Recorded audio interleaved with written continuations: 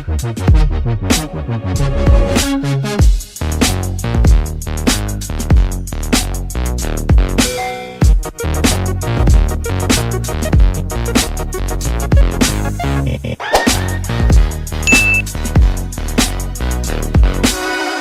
name is Mzgee, and it's always a pleasure to share my sport with you. Akpene. Hey. And I didn't hear it. Akpene. What's the name, Akpene? Oh, I know your name. Why Gloria are you? Akpene. Gloria Akpene Nyaku. Hey, okay, and then my okay, husband is Aqua, so. Okay. Aqua. If you are going to do an interview like this, how do you prepare? Depends on who I'm going to interview. Sometimes, if the person is already in the news, then you know that there's something that you have to play with. There's something you've already heard that you want to either clarify or you want to, get to know more about why the person was in the news for that reason. If the person is not in the news, then you have to begin to create news around the person depending on the place or the sector the person finds themselves. So if it's the movies, you want to think about what's happening in the movie industry. If it's music, you want to think about what's happening around you in the music industry to see whether the person also has a way around these things, whether they have responses, whether they have, knowledge about what is happening, whether there are concerns for them about what is happening. Wow. So you go through all this before you do an interview? You have to. But in the case when you're not sure of who you're meeting, you just have to, be thinking on your feet as the person speaks to you. Sometimes people don't get to that. You get to pick your questions from what they are telling you. Yeah. So if you're telling me something, I'm listening to you keenly and picking from what you're telling me to ask you the next thing. So most often it's not planned, because sometimes I realize that all the interviews I've planned have not gone my way. Okay. Because I didn't have an open mind. I was fixated on, I'm going to ask this person this and this and when the person swerves you and you're looking for. So when the person swerves you spoil the entire interview. So it's always good to plan, but it's also good to be spontaneous. That's it. So plan, know what you're about, but also listen to the person and follow up with what the person is saying. And just allow yourself sometimes be depending. Some people are very difficult to interview, but there are people who are also very flexible and open-minded. So you deal with them the way they deal with you as well. How difficult or how easy is your job, Mzgee? Very difficult, especially when it's Mzgee. These days, people even don't want to grant interviews when it's Mzgee. I think that they always think that I have an agenda, which is never true. I have never sat down to say, oh, Eugene, I have an agenda against him, I'm going to ask him. Mostly, it's the things that I might have heard Eugene say, or I might have heard somebody say about Eugene that I want to verify.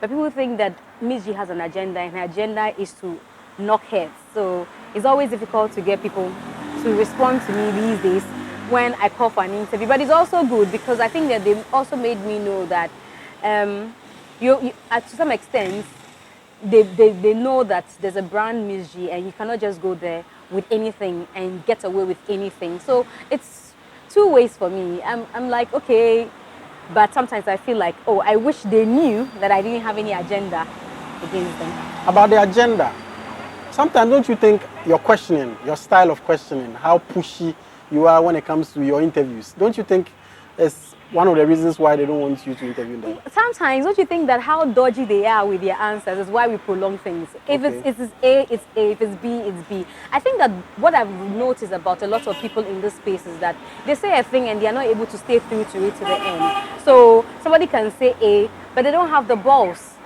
After saying A, maybe they go home and reflect and say, oh, I shouldn't have said it this way. It's always easy when you say, oh, I made a mistake. I don't think I should have spoken this way. But then they come back and want to toughen up and be like, I never said that, I never did that. Why are you even asking me this question? But I keep saying that, and I tweeted recently, I say, all these stars go around sometimes looking for clout, seeking attention, and somebody who is an curious and inquisitive interviewer asks them questions and they think that like you have an agenda against them. Mostly is what they put out. So you think there's nothing wrong with the way you question them, your style of questioning? Give me an answer and let's go. Okay. Give me an answer and let's go. If you don't drag it, there's no need to be, it is always an A or B, is always white or black. Tell me and let's go. let's take Wendy Shea for example. Uh-huh. How did it happen? What happened actually? And that brought a song that the boys might. Yeah. You're sure that it was for publicity or? I don't want. I already talked about this so many times, so I think I'll keep heard you saying speak about it. Well, so then go look at my other interview. But this is Joy News. Well, We can pick from elsewhere. Except you want to tell us that you don't want to grant us an interview. I don't want to talk about that. Is that fine? Okay. Okay. So you've moved on from that. Yeah, I mean that is. It was a hype. We've gone. Okay, now let's move forward. You want to move forward from that. And not from that. Like I mean, life goes on. We're still, working. We brought up a beautiful song.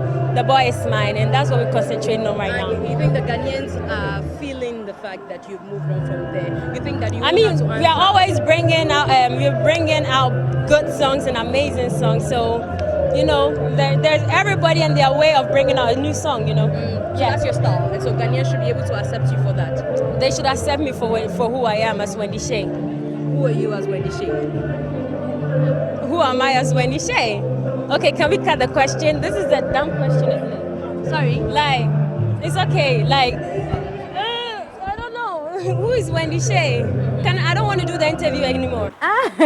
Wendy Shea's issue still baffles me. So there's me going to, I think it was BF Suma. I remember that it was BF Suma. At the Dome. At the Dome. Fantasy Dome. To have an interview and with some of the stars that were billed for the show. And I meet Wendy Shea.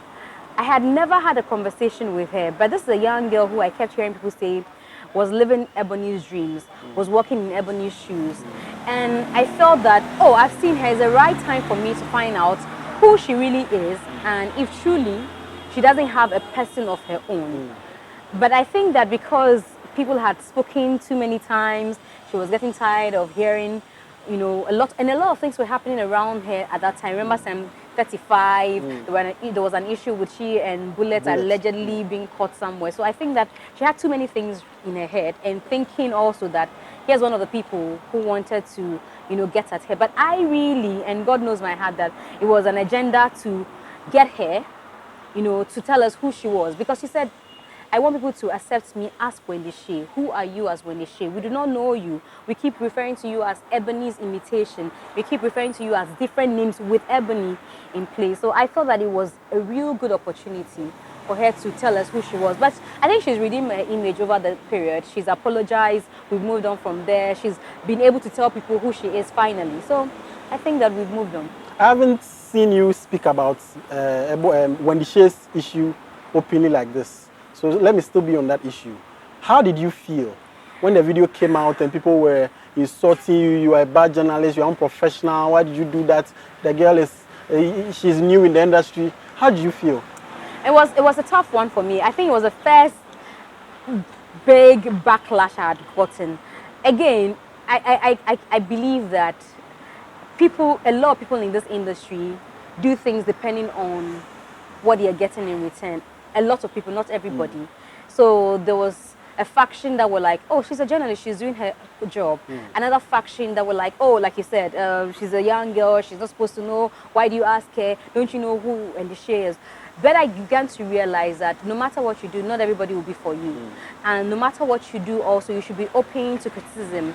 And then begin to ask yourself, did I do anything wrong? And in the case of Wendy, I swear, no, I'm a Christian, you don't swear, but I can tell you for a fact that I didn't have any malice at all. So for me, much as the thing was, they were hitting hard at me, it still felt like it didn't go there with any ill intention. So it's just for you to know that in this industry, not everybody will love it, because industry folks were also part of the people who were criticizing.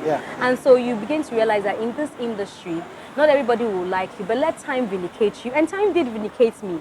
I didn't go about, but I sat somewhere. I was called one day by Lexus. It says, Wendy wants to apologize. I was not at work. I needed to come, and I went because of Lexus bill. So she did apologize? She did apologize on radio. Okay. And so it tells that time vindicated me. And for me, the worry at that time was all those who were doing, she was right. She put all of them to shame. Okay, now you and Wendy Shea, everything is fine. If there's any expect advice, I mean, because she's still learning, out of your experience, what would you tell Wendy Shea? I think Wendy has grown so quickly and beautifully that in this time, she even goes out looking for a way to get people to attack her. She speaks her mind freely now. I think she's grown a tough skin, and it's beautiful to know that she can't be bothered. When he says we should not, I saw recently says it's ill for anybody to think that she worth between 1.5 to 5 million, and I'm like, okay. She goes to say, Ghana, wake up. This is the queen of what. You know, I think that she's understood the space, and she's living her life, and she's like, look, I can ride on things to get the attention, no matter who, you know, criticize me. I'm still enjoying myself. You and Wendy Shea are female. You are both female. So let's talk about females in the industry. How difficult or easy has it been for you as a female in show business? Very difficult. Very difficult. This is a terrain that is believed to be for men. And the men outweigh the women. And so when you're a woman and you're rising, just a few men, you know, really give you their support. Most often what happens is that they are focusing on we men owning the space. And so if you don't take care, you're being bullied. So what a man will do, questions a man will ask, and even ask worse off and go scot-free, Mzgee asks and becomes a problem. I believe basically because I'm a woman. So you have to have a very, very tough skin. One, you have to be determined to be able to endure the men in this space, because it's ill to say, but a lot of them are like, it's a space for men, you know. Okay. There's this beef going on between female artists. What's your opinion about it as a female presenter? I think that we're all enjoying their creativities until the insult became rampant. And I've told most of them that I've spoken to that I am not one who has enjoyed the insults. I think that we could have enjoyed creative minds, you know, battle of words, without people body shaming themselves, because these are women. And it goes to tell the fact that, you know, the men will be laughing at us, oh man, they are their own enemies and all that. And I think that any day, any time, without insult, we could have shown that, oh Charlie, I know what I can do when it comes to battling with words. And I think they've done so well. The men have gone to sleep all of a sudden, and we have the women reigning. And it's beautiful to note, but the body shaming part is what some of us don't buy into. Okay. So there's Eno Baroni, there's Sister Fia, there's Frida Rhymes. Frida Rhymes. Which one is your pick? All Best of them rapper? are my friends, huh? No, seriously. I'm not a rap addict. I didn't ask who is your friend. I said who is the best female rapper among them. And I'm saying I'm not a rap addict. Okay. And I'm not a connoisseur when it comes to rap music. So it's difficult for me to tell who actually is the best. I just go with it. People say, oh Charlie, this one drop will be hot, you know, and then the next minute somebody else drops, and they say, oh, that person too is hot. So it's just about me flowing with the people. Say this one is hot, and then ask the questions that matter. So you're not going to pick? No, not at all. Okay. I love all of them. I am proud of what they are doing, but let's put the insults aside and have a healthy, you know, lyrical war. Okay. It's because I believe that with what's happening, some people will be getting gigs out of it. Some people might even get some recognitions out of it. I'm sure some of them nobody knew that they even existed. Sorry. I am all for healthy competition, but the body shaming, yeah. Okay. All right, so the interview is now about to start. Hey! Mzgee, let me ask you your own damn question. Who is Mzgee? My name is Gloria Akpenenyaku, Okay. Aqua now. And I belong to a family of, now we are 5, I think so. I have 3 siblings, a big brother and 2 kid sisters. I come from the Volta region. I was born in Nigeria, so I had the opportunity to live in Nigeria till my teens. Oh, wow. So I came to Ghana in '96. I've been in Ghana since '96, so I continued JSS from here in Ghana. Went to Kando Secondary School, came to Cape Coast Polytechnic, ended up at Gimpa. And what did you do at Gimpa? Marketing. I've done marketing all through. I did marketing from Cape Coast Polytechnic, then I topped up at Gimpa. The broadcasting thing started from Cape Coast Polytechnic. So in Cape Coast Polytechnic, we had a station called Eagle FM, and it was a student station. So we had the likes of Dr. Pounds. Dr. Pounds was playing our drive back in Cape Coast. So one of my mates, he's called Zoro, said, oh, join us. He was a late night host. So, oh, can you join me as a panelist, blah, blah, blah. I went, and then I became his sit-in after a while. And that's how my radio journey started. So when I finished Cape Coast Polytechnic in 2007, Kiss FM, I don't know if it still exists in Takoradi. It does.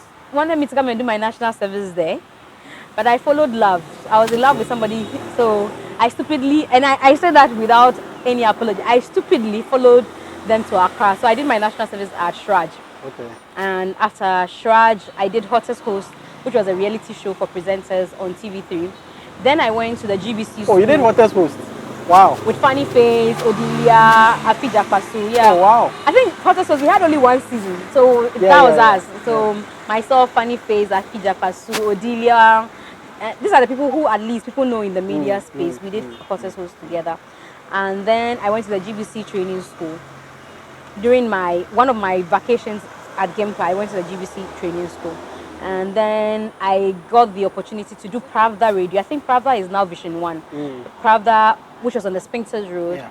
And after Pravda, I came back to TV3. I went to do some hot digital online radio for the UK market. Went to, what's the name, Sky. When Sky came to Accra, I did a bit of Sky. Then I got tired because I was not getting what I was looking for. So I think that I went to work at Bond. It's now Bond Savings and Loans. At that time, it was Bond Financial Services.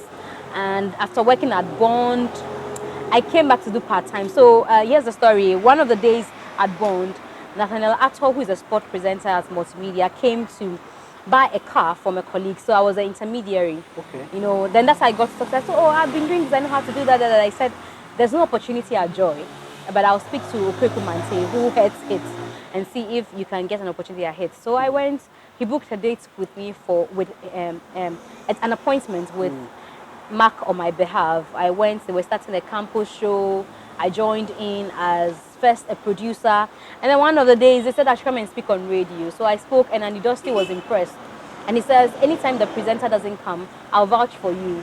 Go on and speak or host the show. So there was a day the presenter didn't come, so I hosted the show.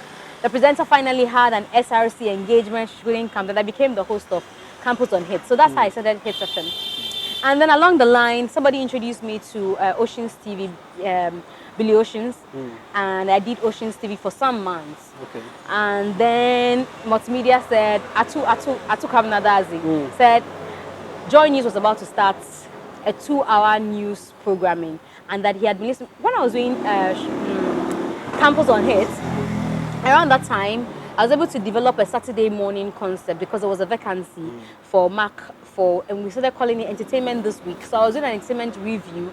At that time, Hit was not doing entertainment review at all. I remember that. Yeah, so I was doing entertainment review on Saturday mornings. And that was when I hit up the likes of Eugene, who else at that time? Eugene, and some other people in the industry. I said, oh, please help me. I'm new, invite me for shows, blah, blah, blah. So Eugene and I go way back. So after Entertainment This Week, then Atu heard me on Entertainment This Week. Then he said, we were starting a 2-hour programming for Joy News and they needed an entertainment presenter. Could I do it? I went for audition. Wow. I remember that Israeli was skeptical. He had not heard me. He had not seen my works. But finally, I got on and it's been fantastic since then. I think that Joy News platform, you know, was the first exposure to television. Not the first exposure to television because I did Oceans TV, but, you know, to be on the same platform with a legend like Israeli. And people loved our combination. And then I think that going out fishing for stories and all that, other people got to hear of me. And then TV3 came by. And now the rest is history. So how many years have you done media so far? Hey! It's difficult because it's piece. But if you put all together, I'm sure I've done 8 years. Wow. Yes, because even Multimedia alone, I did 5 years. Okay. So if I did 1 year in Cape Coast, I did some months at Hot Digital, some months at Pravda. I'm sure if I put all together, I'll be about 8 years in the whole. So how many years did you spend Multimedia? 5 years? Yes. Your journey from Multimedia to TV3, you haven't spoken about it anywhere. I remember when you left, I called, your phone was off because I know a lot of people were calling. Yeah. And you have decided to be quiet about it. But I have you now, and it's all gone. It's in the past. Tell us about it. Were you sacked like some people have been sacked recently? Did you go voluntarily? What happened? I wish I was sacked. I wouldn't have had a lot of pressure on me, you know. But I think that I'd worked at Multimedia for 5 years. I had met some fantastic people there. But in every media organization, there's always something that people are looking for that they don't get. You know, sometimes people and everybody and the kind of growth they are looking for. I think it got to a point I was looking for a certain kind of growth. I wasn't getting it, and there were too many. And I'm saying it for the first time. I hardly talk about these things. There were too many bitter people in multimedia among my colleagues. Wow. Very bitter colleagues I had that didn't feel comfortable that I came to meet them on the job, and they know themselves. I won't mention names. So it means female colleagues. Colleagues on the job. They are so bitter. And I've unfollowed all of them. And so if you find out who I've unfollowed, they will know themselves. Your former colleagues at multimedia? Yes. They were so bitter that they ganged up against me. It's the first time I'm granting an interview talking about this. They ganged up against me and they know themselves. And to the extent that, if we go on the table, say we're having a meeting discussing our stories, they can actually, if we say we are talking about Eugene and Eugene has done this, they can actually pick a phone and call Eugene and say, Eugene, did you know what Mzgee said about you during our meeting? I've had an encounter from Edem. Ask him. Rapper? Yes, somebody called him and said I'd said something about it in a meeting. Wow. Where we're supposed to have a jaw-drawing about... confidential meeting? Yes, we are jaw-drawing about stories. And Edem, what's the word to use? Do I use disgraced or shied me in front of multimedia because of this? Wow. Because Edem, I always see as somebody that we're from the same region. So, and I've had some kind of relationship with him, as in professional relationship. So I walked up and said, hey, you say you do your office, they talk about me, this, that. Just in front of multimedia, he walked off. Wow. Yes. And people at multimedia know the story because it was so painful that I had to, tell the authorities, as in my immediate bosses, and say, this is what this person did and that. So there are lots of people who were bitter. And it got to a point where some people also felt that I was growing too fast. And so anything they can do to curtail my movements, they will do.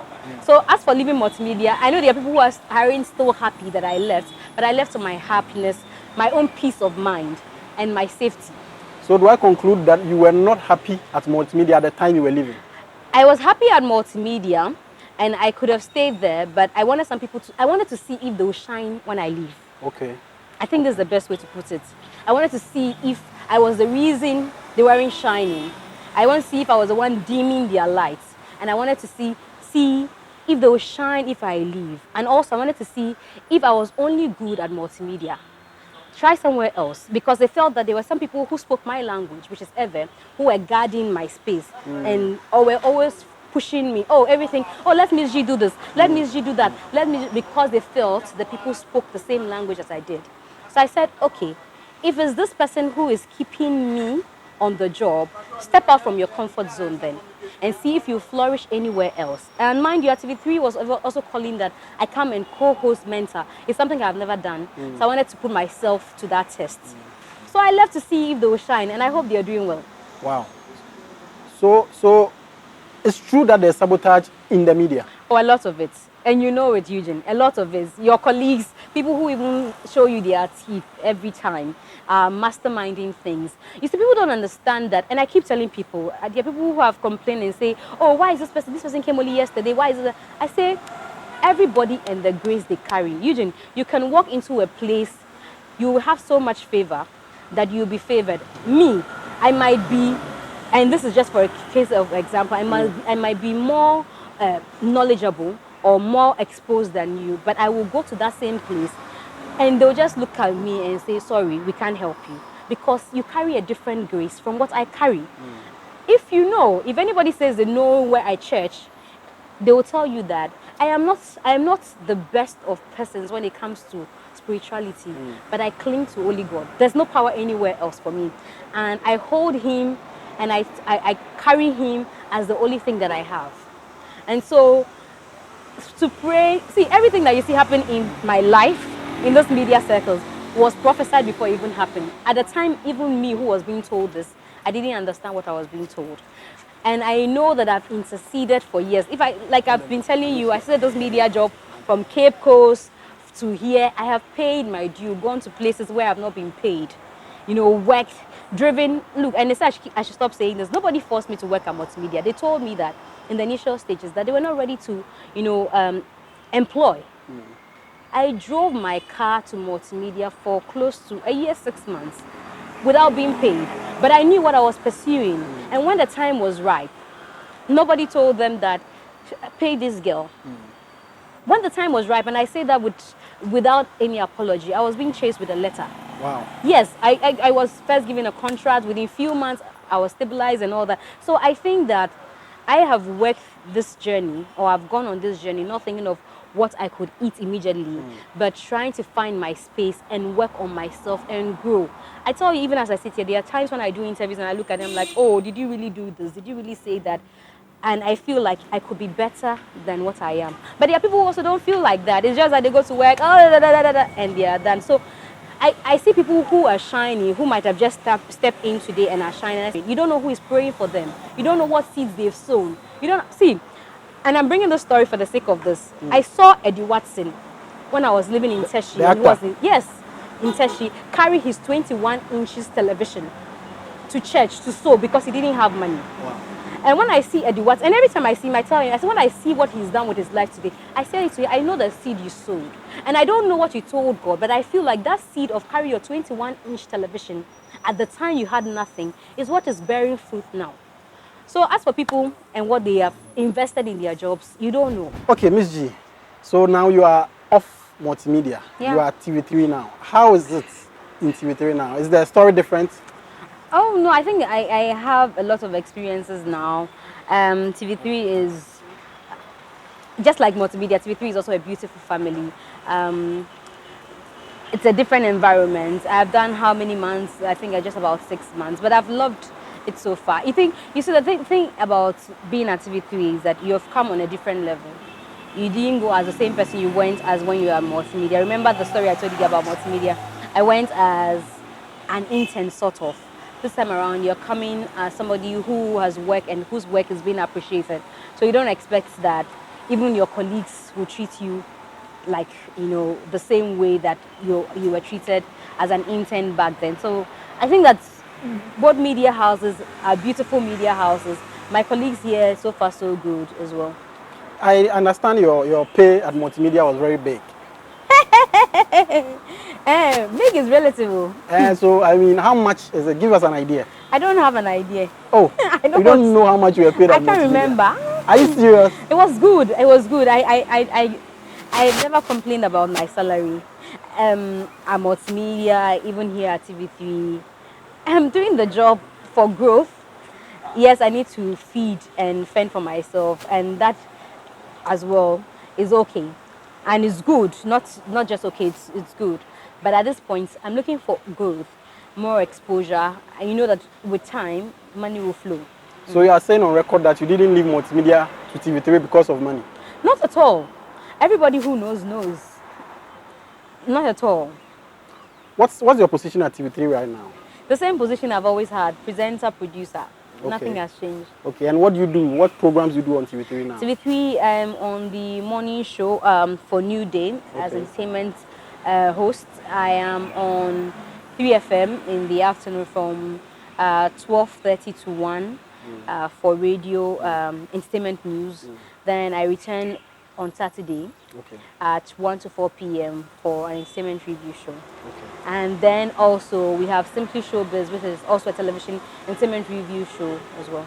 What is it about media that makes you fall in love with the media so much? I think that before I joined, there's always been a perception that most people in media, especially entertainment, are daft. And it takes school dropouts to find themselves in the creative sector. And I think that I spent a lot of time whilst I was with the financial institution watching a lot of interviews, entertainment-related interviews on the internet. And I felt that, some of these things could have been handled differently, or questions could have been asked differently. I think also I'm very, very passionate about social issues, especially humanitarian issues. So I felt like, when you join the media, it's also a platform for you to speak about things like this. Remember, I did my national service at Shraj. So at Shraj, what we used to do as a national service person was we used to go around, creating awareness. Then I felt that there was a bigger platform to use. I think that the media is huge and it gets results than, you sitting down and just saying, I wish that this was done this way, this was done that way. And I felt, even from childhood, that I was going to end up talking Okay. and being in the media. Because when I was in Nigeria, I think that we used to go on television stations as a church Okay. to have this drama competition, and singing competitions and all that. So Let's talk about marriage. Do I say Miss G married on the job? well, to some extent, whether it's right or I don't know. No, I mean not right or wrong, but if I say you married on the job, I'm right. Yeah, I found my husband while I was working. Okay. So, Tell us about it. How did you meet your husband? we're working in the same office, and that's all. I mean, there were a lot of guys in your office. Why him? I don't know. I think that I don't know if I don't know what really happened, but I just felt like it was time, Okay. and it happened. Okay. And I know people didn't believe when I said I was going to get married. People Yeah. thought I was pregnant, a lot of things, but I just felt like, you know how also there's a perception that if you're in media, what's the word? There's a tendency for you to be promiscuous. I think I just didn't want that tag. And also I found somebody that I felt that, okay, we could start life together. Are you happy in marriage?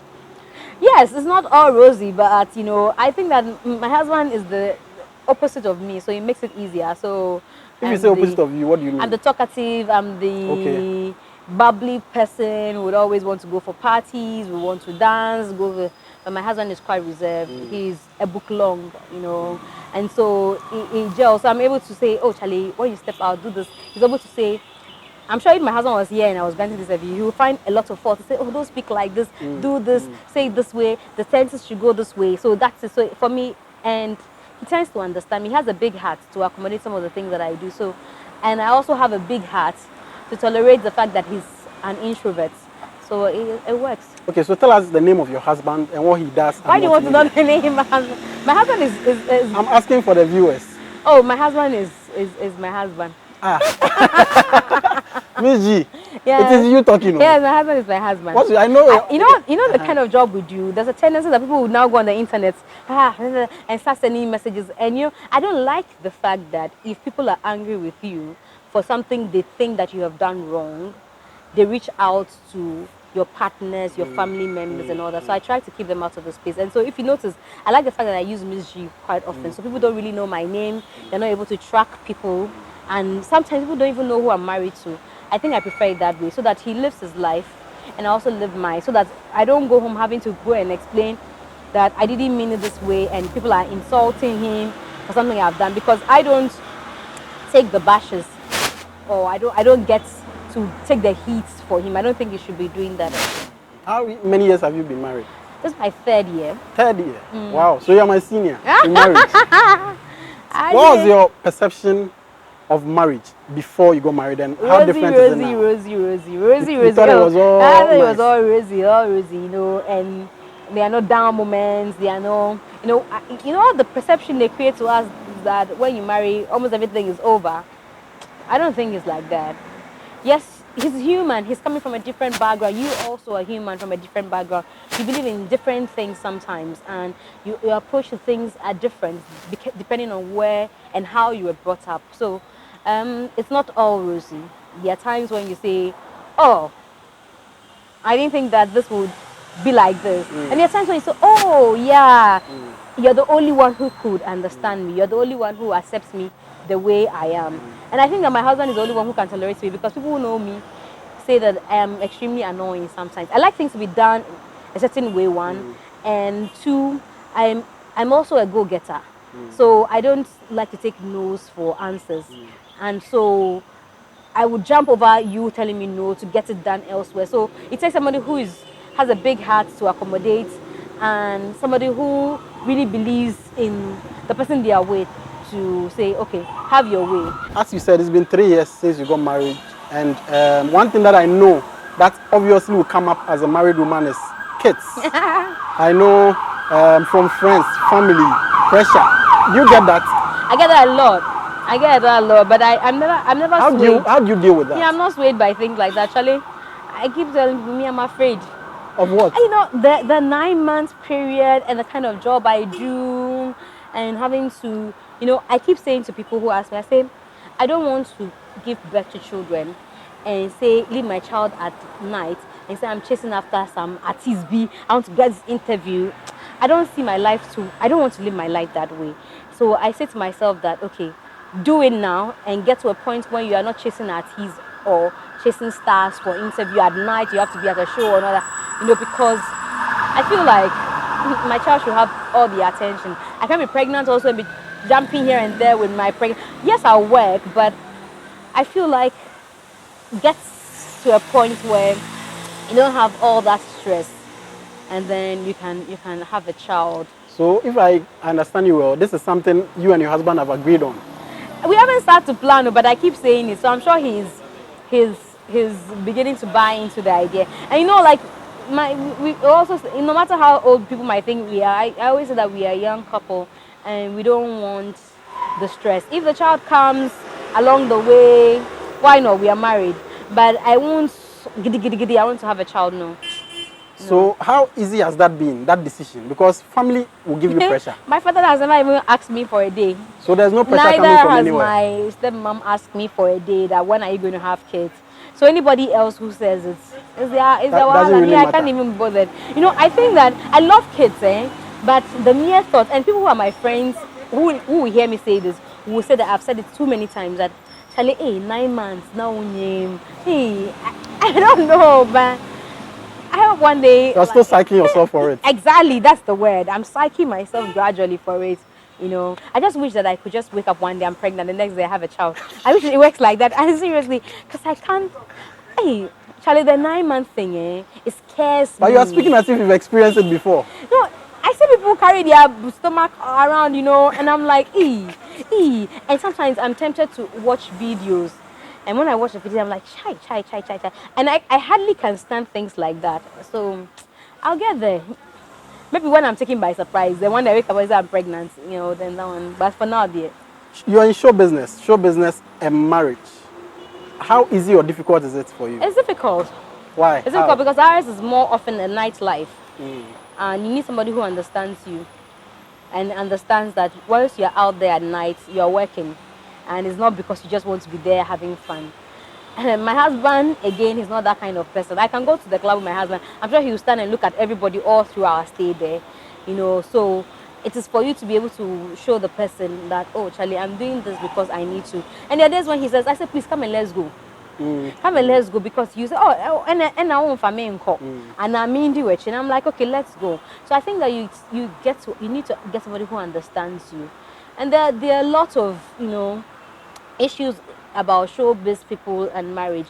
And sometimes I now know how to say, if you haven't been in something, the way you look at it is different. Now that I am married, I begin to see the challenges people have in marriage differently. Because if you don't find somebody that really understands that this is your job and you need to be out at night and sometimes can't come back the next day, it'll be difficult for you to be able to endure or stay in marriage, because you are thinking, when the person is out there, and another guy has seen her, and then I get to understand these things now. But we pray for the best. I'm not God, but I just pray for the best. I know you are still climbing, but if I ask you what some of your challenges are so far, what would you say? That I'm too ambitious. I think it's a big one for me. I think I'm too ambitious. Sometimes I'm too hard on myself. I've had people also, like I said initially, and you asked that question, it's a male-dominated space. So I've had people also try bullying me and making me feel like I'm on the wrong path. At a certain point, I think I was beginning to lose my sanity as to, should I continue or maintain the style that I have, or just play like I don't know anything, So if you're having an interview and the person is saying things, yes, or be the firm person and say, but you said this thing, you said that thing some time ago, why are you saying something different? At a certain point, I was confused. And I think that it's been a major challenge for me, because you're hearing voices from different quarters. This person says this today about you, and you don't understand why you asked a certain question the way you did. But let somebody else ask that question. So I think that the bullying in this system sometimes, becomes a challenge for me. And sometimes once I feel like I was not cut off for this sometimes. And the mere fact also that people have a perception about me when it comes to interviews, that I have an agenda. sometimes is a worry for me. What else? I don't know. And the other worry is I've moved away from that space where colleagues will see you as a threat to them, and would want to do everything to bring you down. Was also a huge challenge for me at a certain point, but I moved away from that. I think that we are good at this point. Okay, I remember you came up with something that went viral that you decided to be quiet about after you put it out. You alleged that there are some movie producers or some people in power in the industry that demand sex from females before they give them opportunities. Yeah. Tell us about that. If you ask somebody like Gloria Sappho, she'll tell you that she's known me, I think, in the early 2000s. When I was done senior secondary school in 2002, my mom died in 2003. I started hustling by myself. My father was in the UK at the time. And so I really wanted to do, in fact, I initially wanted to be an actress. So I would go for auditions and all of that. And I remember that most of the time, the things that I hear is that if I don't sleep with you, you're not getting a role. There was a particular guy, for the sake of the fact that I do not have evidence today, I cannot mention his name, but there was a particular guy, he's still around, who would always say, unless you sleep with me, I'm not giving you a role. They say it directly like that. Oh. It wasn't like today they are over Ferrio. Those days, we didn't have all the WhatsApp, the internet. Okay, maybe we had like internet connectivity, but it was not as rampant and common as it is today.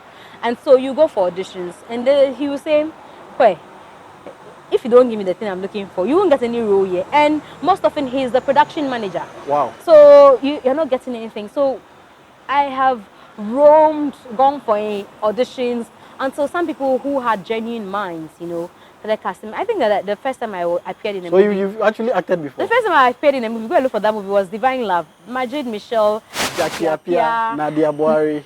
Was Nadia in? Nadia was in Divine Love. Yes. Okay, so Abdul Nadia, Salam production. Abdul Salam production. The motorbike that they used at the time at Akosombo was my boyfriend at the time. He had the motorbike. He had driven all the way from Accra to come and see what is happening on the set because we're in Akosombo.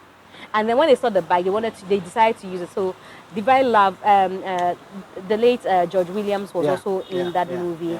Ramabru, and I was a wakapass in that movie. That was the first time I appeared in any movie. Wow. Divine Love. Wow. And then fast forward to 2007 when Van Vika gave me a huge role. I played his wife in Friday Night. We'll have to go and look for this. I played his wife in Friday Night. In 2010, I played a role in The Most Beautiful Hour. I think I met Gloria on set, Gloria and her sister Jane on set in Van Vika's production, which was Friday Night. Mark Brown was in that production as well. I'm not sure Mark Brown remembers this, but there was a scene we had to play on the Legon campus. I was wearing lashes that time. She was the one who helped me take it. She said, I don't know lashes. So she took it out for me. I'm not sure she remembers, but I think I'm the kind of person who doesn't really go about saying, oh, I've been here before, I've done this before, and I've been in this game for a very long time. And so I think I just go with the flow. I let my work do lots of the speaking. So this producer you are talking about, when the issue came up, people were like, it's an indictment onto the movie industry because I'm not the first person who is saying this. But you should mention a name. If I had, you see, and you know what I did? I sought legal advice. And I was told that once you don't have evidence, show. Yeah. And this is way back how many years? I don't have anything to show. So is the person still in film production? The person is still around. Doing what? Doing everything that he can do. It's the person in radio, TV, movies. They are in the media. Wow, and you see the person. I've seen him. What do I do? And when you came up with that statement, did the person contact you? I'm not sure the person even remembers or thinks that this is the same girl. Okay. One, I'm not using Gloria on air. I'm using Mzgee. It takes somebody who, and you see, there have been a lot of girls, I'm sure, who he's met at, auditions and all that. And I took a long break from movies. After 2010, I've not featured in any production to date, if I can remember really well. So what advice would you give young people coming up at a stage where people want to take advantage of them sexually? It will come back hunting you tomorrow. I tell people that I'm not a righteous. What's the word to use? I'm not without blemish. I think that one of the things that I hold my head high and proud to say anyway is that anybody, I'm looking at the camera to say that anybody who says or can say that they slept with me to give me a job or they ever did to give me a job anywhere, please, let's hear you speak. I can hit my chest and say anybody that I've had anything to do with prior to settling down, I did it because I wanted to, not because the person was giving me a job or anything. I'm not a saint, but if you out there or know anybody who's bragging or saying that they slept with me and gave me a job, please let the person call me out on social media. I can hit my chest today, and I'm so proud that I did that. I have dated people along the way. It's been mutual. But anybody who says they slept with me and gave me a job, or they should come and say it on social media. I think that what I've learned is that it comes haunting you. When you're beginning to climb the stairs, these people will come back and come and be reminding you and saying that, they're threatening you if you don't speak out, da da da da da da da da. So for me, if you can, let it be a mutual thing that you find somebody you love or you're interested in. I don't have any qualms about that because we all fall in love, sometimes Somehow. we can't even help it. But let it not be because the person says, I'll give you a job. And I tend to hear that a lot, that a lot of the guys in the media space will say, oh, if you sleep with me, I'll give you this role, make you this. And you know what they do that even makes a lot of the young girls believe? They can say, oh, have you seen Mzgee? Oh, she used to be my girl. I put her there. Oh. She understood the game and all that. And, people are ambitious. They are looking for where their next meal can come from. They're looking to have their dreams materialize or see their dreams materialize. And so they'll buy into all of these. And sometimes it doesn't even go the way they're looking for. I think that determination and hard work and never giving up, no matter what is thrown at you, is what will take you to the top. See, dashing, your star will shine. Does Mzgee have any regrets? I'm human, but what can I do about it at this stage? So what have you regretted? Maybe somebody can learn from it. I gave up too early. I tell people that if I had pursued from when I said 2003, I began pursuing to be an actress and all that. If I had stayed through, I'm sure I would have been bigger by now. Because if I tell you that, big. No, bigger, I said. Okay. If I tell you that I started acting with the likes of, yes, they were playing Jackie major Appiah roles, but I acted with Jackie Appiah as early as 2003. But I won't see Jackie and say, hello, Jackie. She's not my friend. I can't rub shoulders with her. I'm not making what she's making. So if I have any regrets, I gave up on myself too many times. I went back. I said, I won't act again. When the radio thing wasn't happening, I said, oh, I won't do this again. I went to do banking. I came back. So I think I gave up on myself too many times. Okay. I wasn't strong all through pursuing my dreams. I would have been much more bigger if I stayed through to You are always around fun. You're always around events, stars. Yourself as a person, what do you do to unwind? What do you do I love to dance. So I don't know how to dance, but I love to dance. People who know me know that I love to hear music. I love to dance. I like to shake my body. And so even when I am not working, sometimes I find a way, to step out there to dance. It's just that sometimes it gets uncomfortable because people are looking at you and saying, hey, I know music, but I love music and I love my old friends. So I might have made some acquaintances in the industry, but you always see me with people I went to senior secondary school most often with. And so I don't miss group gatherings at all. So I love to dance. So that's what you do for fun, dance? I dance, so, and I watch a movie. I can use 3 days to watch one movie, sometimes a whole month. Okay. And yes, basically it's listening to music, stepping out, dancing. I'm not an avid reader. I'm not an avid reader. So once in a while I pick up a book and try something. So what is your biggest lesson so far? I know you have a lot of years ahead of you, but what have you learned so far that you can share with your... Not everybody will be for you. Okay. And so stick to the people who are for you. And make sure that the people who are for you too still are able to chastise you when you go wrong. But always know that not everybody will be for you. So don't be surprised when people are not happy about your success. Don't be surprised when people are, they have nothing positive to say about everything you do, because not everybody will be for you. I never used to think that way because, when you have a very clean heart towards everybody and you're jolly around everybody and you begin to get negative vibes from people, you begin to ask, what did I do? Why is this person... But then I learned in a very bitter way over the years that not everybody will be for you. Not everybody will like you no matter what. And I've heard people say that to me every time I say, ah, but this person, I don't even know them from anywhere. I didn't do anything to them or what. And they will say, even Jesus Christ, who gave his life for us, still has people who do not like him or who do not believe in him and who call him names. So you said you were very ambitious. Where would Mzgee reach that you say that I have reached? I mean, as for me, I never reach. Oh. When I climb another ladder, I'll be looking for the next thing to do. What is the highest level you want to get in media? I think that basically in few years, and it's something that I've always said to myself, that I want to be able to master communication, to be able to be a communication expert, a well sought after communication expert, and then look at how I can become now a mouthpiece of an institution or an organization. It's always something that has been dear to me, being able to communicate. And it's really a tough one, but I hope that one day I'm able to first get the certificates and the experience as well and excel in that field, because I know that I love to talk, but what am I talking about and how much money is it fetching me is what in future I will be able to, I will be willing to consider. Okay, your advice generally to people who watch this, people who admire you, people who want to be like you.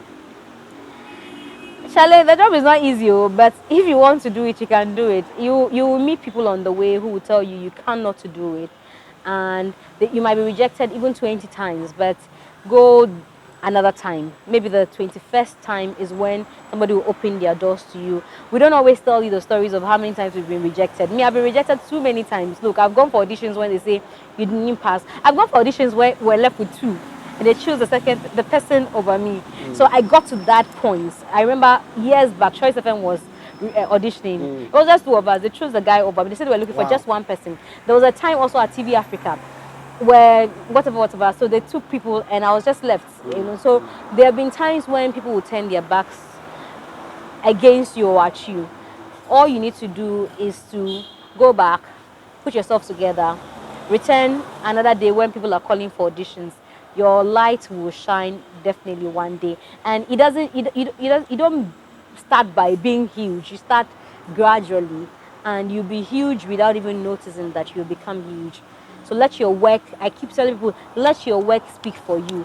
If you go into a job because Eugene is the one who is keeping you, when Eugene leaves that job, your stay there will be an issue. So let your works do the talking. I don't bootleg and I don't subscribe to it. Do you listen to music? Do you have any favorites?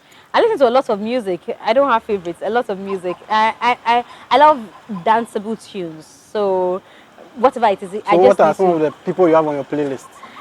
I think in recent times I have almost all the Ghanaian artists. Like I'm always one who has a CD or a pen drive that I'm listening to music from, and so I have everybody, almost everybody.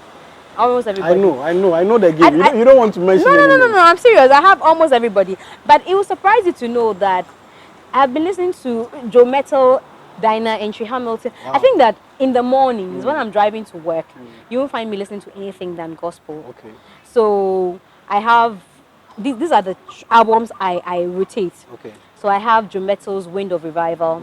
I have God of Miracles. Okay. I have Dinah and Tree Hamilton's. What's the title of her album? I have forgotten the title of her album, but I have her latest album. The one that has Money, yeah. The one that has Money, I think the first track is I Believe or something. I have that album. And then I have a collection of gospel tracks. So I love to worship in the morning when I'm coming to work, because much as I'm supposed to pray, I only wake up and I'm like, oh God, thank you for today. But when I'm driving to work and I'm alone and I'm listening to gospel tunes, I'm able to pray a lot. So I do that. But when I'm returning or later in the day when I want to unwind, then you have the Stone Boys, the Shatta, Sack. I'm not too much of a rap person, but I love Sarah. I love Lucky as well. Okay. Then now Nominates is on, so I do a lot. I hear a lot of that. Then I love Don't Read Her Chat. Okay. She's in Tulenke. I think that guy is a fantastic guy. I love that. Would you say he's underrated?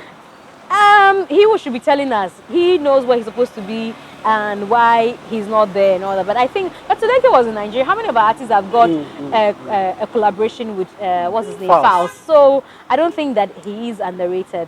I have a lot of Ghanaian collections in my thing. I love so if not be money, then call me later. Okay. That's Fia and Victor AD. Yeah, Victor I love AD. that song as well. I think I love songs that uplift the spirit sometimes and tell you about life. So that's how come for a very long time, I love Coco by EL. For a very long time, I used to have that song on replay. I think that when I'm down, I leave songs, I love songs like That will not uplift you. necessarily gospel, but these Inspirational. are inspirational tunes. I listen to a lot of songs. I listen to a lot of songs. And I'm that kind of person who, I speak very fast. People don't know. I speak extremely fast. Sometimes I'm like, hey, I'm that kind of person who will hear a song and say, oh, which song is this? Who sang it? Then I'll be, oh, can you let me also hear it and all that? So.